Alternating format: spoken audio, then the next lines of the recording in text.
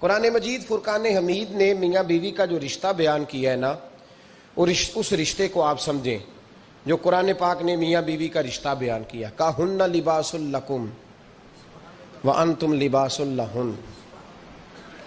فرمایا بیویاں تمہارا لباس ہیں اور تم ان کا لباس ہو.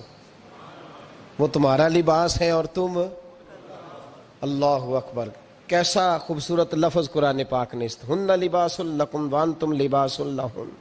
فرمایا وہ تمہارا لباس ہے اور تم. سمجھ آ رہی ہے نا جی بات کی؟ وہ تمہارا لباس ہے اور تم ان کا لباس ہو. تین خوبیاں تو ہر لباس میں ہوتی ہیں. تین چیزوں کے لیے لباس پہنا جاتا ہے. تین چیزیں، تین قسم کی آسائشیں لباس میں پائی جاتی ہیں. اس پر تو تمام مفسرین کا اتفاق ہے.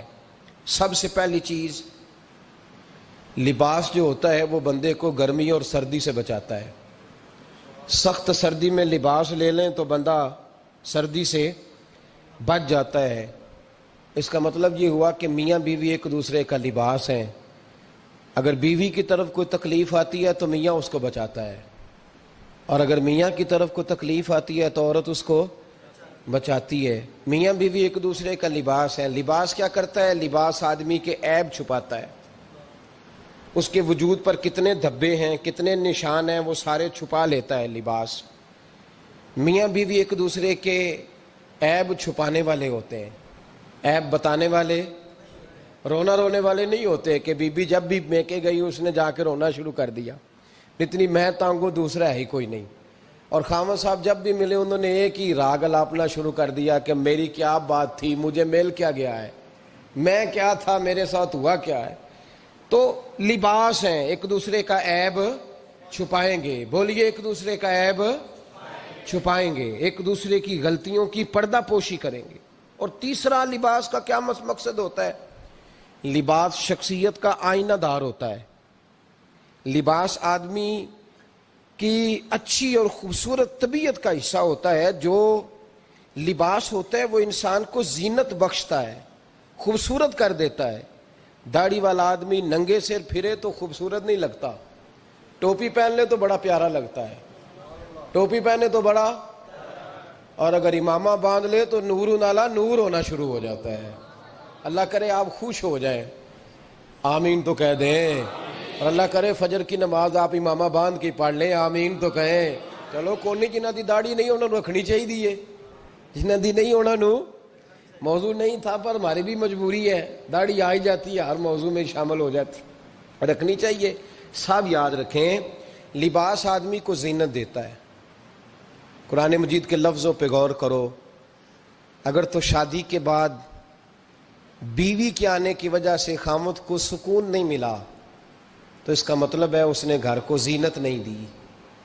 اور اگر شادی کے بعد اس بچی کو تحفظ نہیں ملا، اس کو اپنے گھر کے اندر سکون نہیں ملا، تو اس کا مطلب ہے خامد نے اسے زینت، اس لباس نے زینت نہیں دی. میاں بیوی ایک دوسرے کا لباس ہے. اس مقدس رشتے کو اسلام نے باندھا، اور لباس کہہ کے باندھا. میرے رسول کریم علیہ الصلاۃ والسلام نے پہلے تو خارجی لوگوں کو منع کیا ہے. میری ذاتی رائے یہ ہے کہ میاں بیوی کی ذاتی لڑائی کوئی بھی نہیں ہوتی. ذاتی لڑائی، میری باتوں کی سمجھ تو آ رہی ہے نا آپ دوستوں؟ کوئی نہیں آ رہی؟ اللہ جزا دے. آپ میاں بیوی کی ذاتی لڑائی کوئی نہیں ہوتی. ہوتا پتہ کیا ہے؟ لڑکے سے پوچھیں کہ بتائیں جناب کیا حال ہے، تو کہتے ہیں بیوی میری صحیح ہے، اس کے گھر والے نہیں صحیح. سنا ہے آپ نے بھی کبھی یہ لفظ؟ تو اسی طریقے سے اگر لڑکی سے پوچھیں کہ تیرا کیا حال ہے، تو کہتی ہے خامن تو میرا دھیان رکھتا ہے، اس کی اماں نہیں خیال رکھنے دیتی. تو لڑائی جو ہوتی ہے وہ تیسرے آدمی کی وجہ سے ہوتی ہے. تیری اماں آئی تھی تو اس طرح کہہ گئی، تو تیرا بھائی آ گیا تھا تو وہ یہ کہہ گیا، تیسرے فرد کی وجہ سے. میرے نبی کریم علیہ الصلاۃ والسلام نے تیسرے بندے کو سمجھایا ہے، تیسرے فرد کو حضور نے سمجھایا ہے. نبی پاک علیہ الصلاۃ والسلام نے فرمایا خبردار، ماں، بھائی، بیٹا، باپ سارے لحاظ کریں، بسنے دیں میاں بیوی کو. اگر شادی کر دیا تو ان کو سکون سے رہنے دو. تم دو جملے کہہ کے چلے گئے، کوئی عیب نکال کے جو چھپا ہوا تھا خامن کی نظر میں وہ نکال کے بتا دیا کہ تیری بیوی یہ کام بھی کرتی ہے. اب تم تو ہٹ گئے وہ بات کہہ کے، اب انہوں نے اکٹھے رہنا ہے، ان کی زندگی مصیبت کا شکار ہو گئی.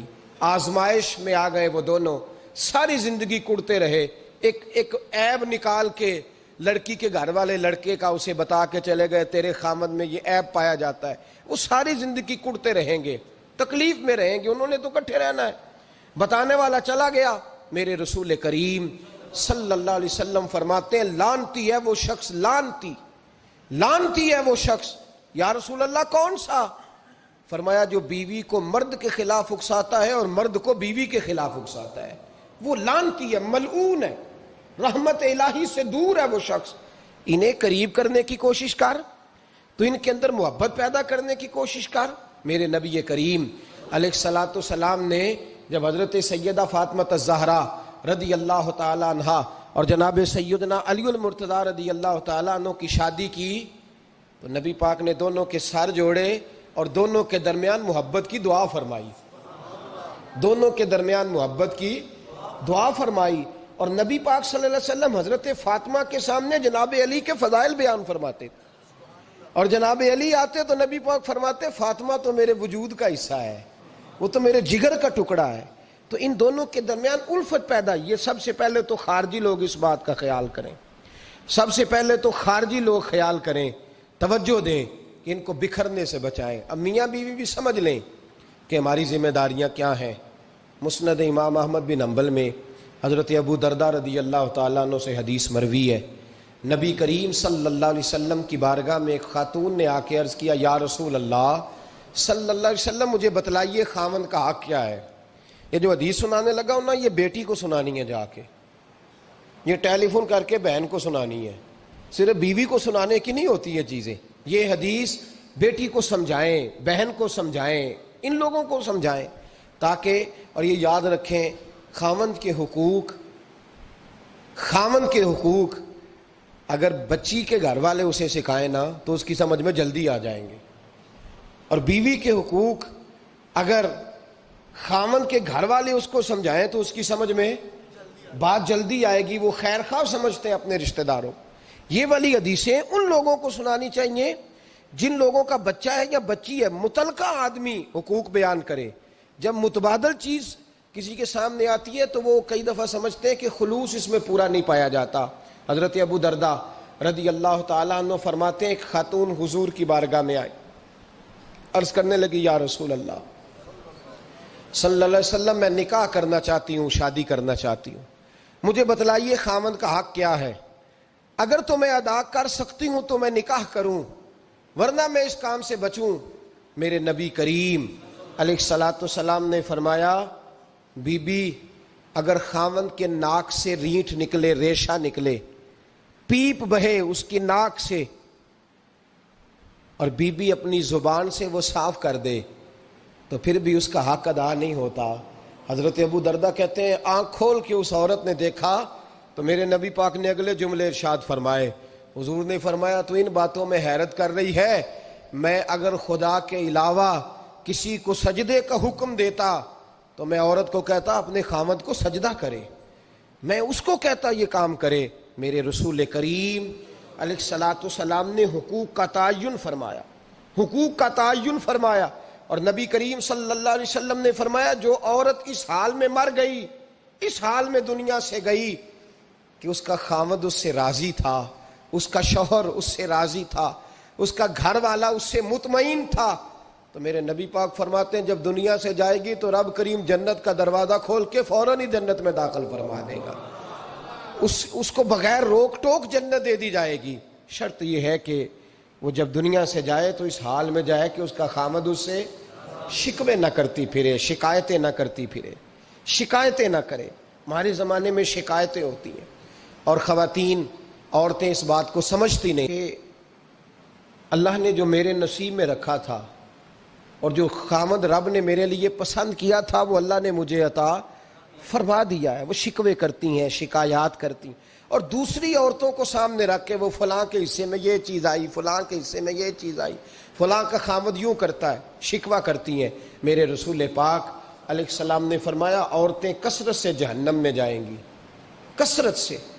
تو ایک صحابی رو پڑے، ایک حدیث میں لفظ یہ ہے رو پڑے، عرض کرنے لگے یا رسول اللہ وہ ہماری مائیں بھی ہیں، بیٹیاں بھی ہیں، بہنیں بھی، حضور جہنم میں جائیں گی؟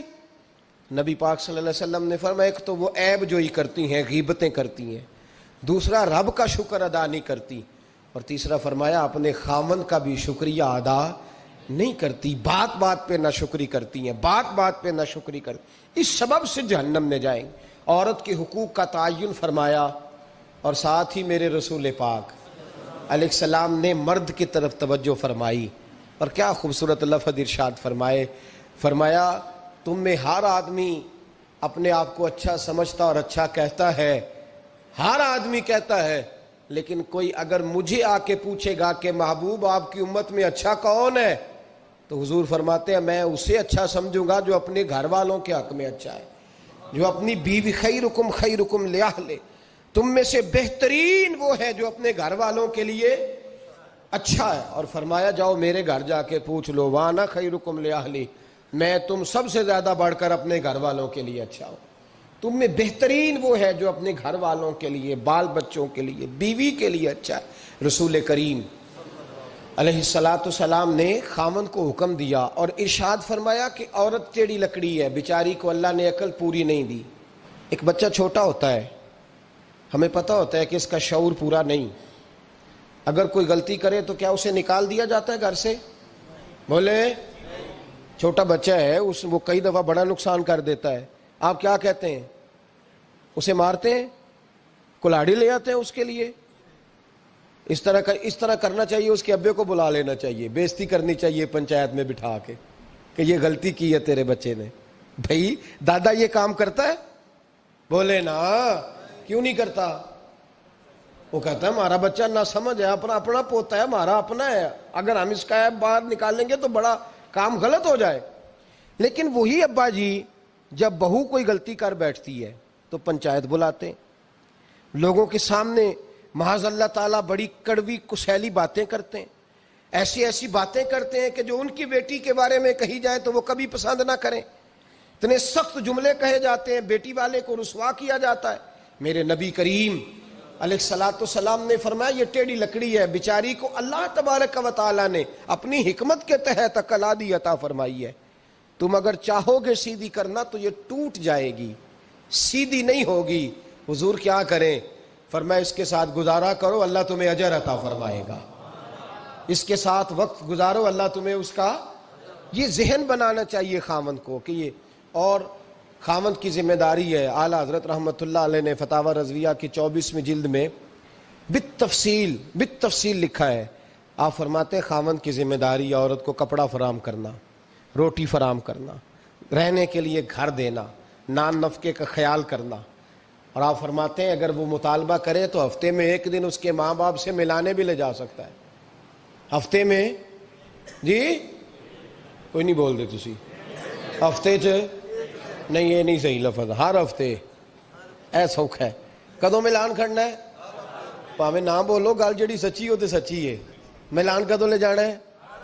اچھا اپنی اماں نو روز ملتا ہے سویرے شام، تو وہ کہندی مینوں بھی اماں نو ملا لیا، تو کہندا روز نہیں جائیدا، تو تم بھی نہ مل اپنی اماں نو روز بھائی۔ لیکن ہاں اعلیٰ حضرت فرماتے ہیں ہفتے میں ایک دفعہ ماں باپ سے، بولے، بیٹی کا پیار ماں باپ سے زیادہ ہوتا ہے کہ بیٹے کا؟ لو تو سارے انہوں پتا ہے، یعنی تسی گھٹ کر دے ہو نا، تاں بیٹی دا نام لیا جے، صحیح بات کر رہا ہوں؟ تو جس کا پیار زیادہ ہے اس کو روک دیا، کہتے نہیں روز نہیں جائیدا، سال بعد جائیں، بلکہ ان تے اللہ خیر کرے، اللہ پاک فضل کرے، داماد صاحب کی عزت ہی نہیں نہ ہوتی، اس کو آنکھوں پہ بھی اٹھائے تو کہتے ہیں تیرے گھر دے میری عزت نہیں کر دے، پتہ نہیں ان تو عزت بھائیا کیڑی شاید نہ رکھیا ہے، وہ کیڑی ہے جڑی تینوں چاہیے ہے، اللہ ہی بہتر جانتا ہے۔ عزت نہیں کرتے تو لہذا میرا پروٹوکول نہیں، پھول لے کے کھڑے نہیں ہوتے گلی میں، وہ باہر نہیں نکلتے، وہ اشتہار نہیں چھاپتے کہ داماد صاحب آ رہے ہیں، اور ویسے بھی میں کہاں جاؤں، مطلب یہ کہ چپس بھی نہیں ہے، انہوں نے سنگ مرمر بھی نہیں لگوایا ہوا، تو میں کیسے جاؤں، میری شان کے خلاف۔ اعلیٰ حضرت فرماتے ہیں ہر ہفتے وہ بیٹی جو ہے، تو بیٹیاں بیٹیاں ہوتی ہیں، اور یہ تو اس دن پتہ چلتا ہے نا جب اپنی بیٹی بندہ ڈولی میں ڈالتا ہے، پھر پتہ چلتا ہے کہ دل کرتا ہے ہر ہفتے اس کو ملنے کو، دل کرتا ہے کہ وہ آئے، چہرہ دکھائے، ایک دفعہ مل جائے، ہر ہفتے اس کو ملوانے لے کے جائے، اس کی غلطیاں معاف کرے، اس کے عیبوں پہ پردہ ڈالے، اس کی کوتاہیوں کا خیال کرے، اس سے درگزر کرے، میرے نبی کریم صلی اللہ علیہ وسلم نے فرمایا میں اپنی امت کو حکم دیتا ہوں کہ اپنی بیوی سے بغض نہ پالنا، بغض نہ پیدا کرنا، کوئی غلطی کرے تو بغض نہ پیدا کرنا، بغض نہ رکھ لینا سینے میں کہ تو ہے ہی ایسی، تو ہے ہی، بغض نہ پالنا۔ اور کیا خوبصورت لفظ ہیں حضرت خدیجہ الکبریٰ کے سرتاج کے، اور کیا لفظ ہیں جناب سیدہ آمنہ کے لال کے۔ میرے نبی پاک فرمانے لگے اگر تمہیں اپنی بیوی کی کوئی عادت ناپسند ہے تو غور کر لو، ڈھونڈ لو، اس میں ایسی بھی عادت تمہیں ضرور مل جائے گی جو تمہیں بڑی پسند ہوگی۔ ڈھونڈ لو، غور کر لو، مل جائے گی، کوئی ایسی بھی مل جائے گی جو تمہیں بڑی پسند ہوگی، وہ بھی تمہیں مل جائے گی۔ ڈھونڈو تو صحیح، تلاش تو کرو، بغض کی اینک نہ لگانا، بغض کی اینک لگا کے دیکھو گے تو کچھ نہیں ملے گا۔ نبی رحمت سید عالم صلی اللہ علیہ وسلم، پہلی بات یہ ہے کہ اللہ کے حبیب نے تعین فرمایا، اور پھر عملی طور پر حضور نے وہ چیزیں کر کے دکھائیں۔